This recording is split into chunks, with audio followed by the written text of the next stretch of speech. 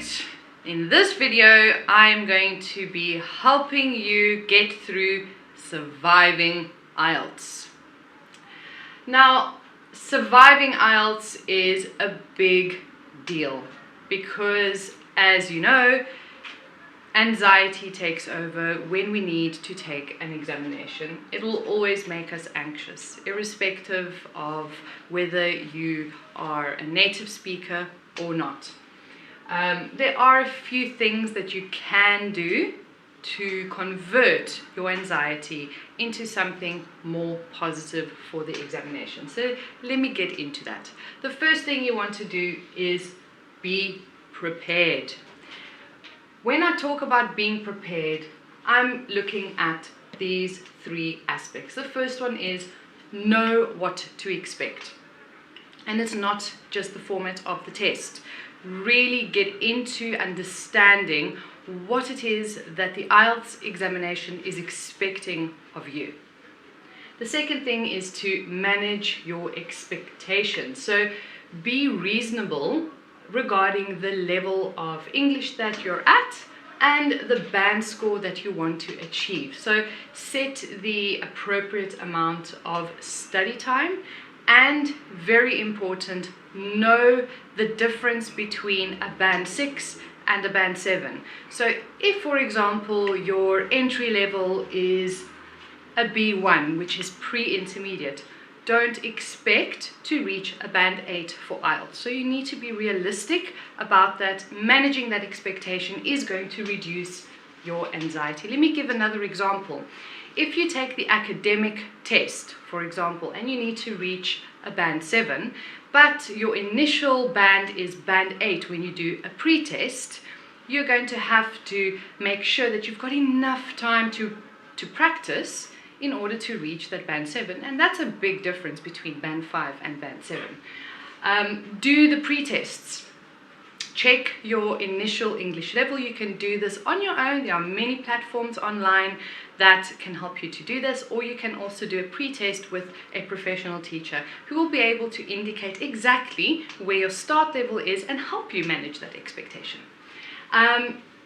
The other reason you want to do the pre-test is to give you an opportunity to feel the test out so that you know what to expect, right? Good. The next one is to set goals. Decide when you want to take the test and book it.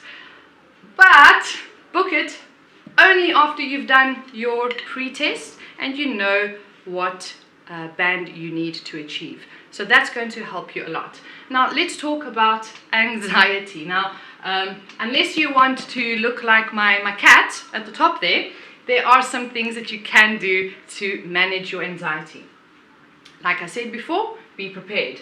The second thing is know when your anxiety will occur. There are going to be parts of the test which are going to trigger more anxiety. So, for example, do you need to know every single word in a reading text?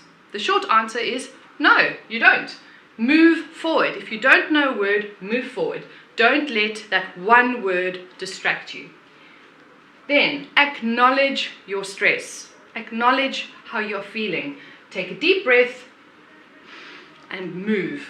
Go back to the task if necessary at a later stage. But don't let panic set in.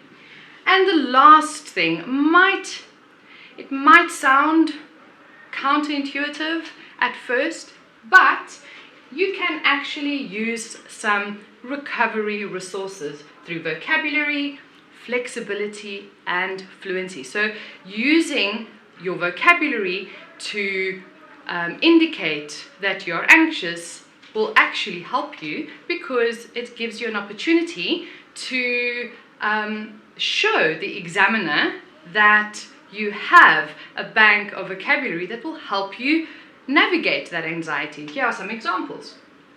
If you're doing the speaking test, you could say, I'm sorry, my mind just went blank. Give me a minute. Or, oh, it's on the tip of my tongue.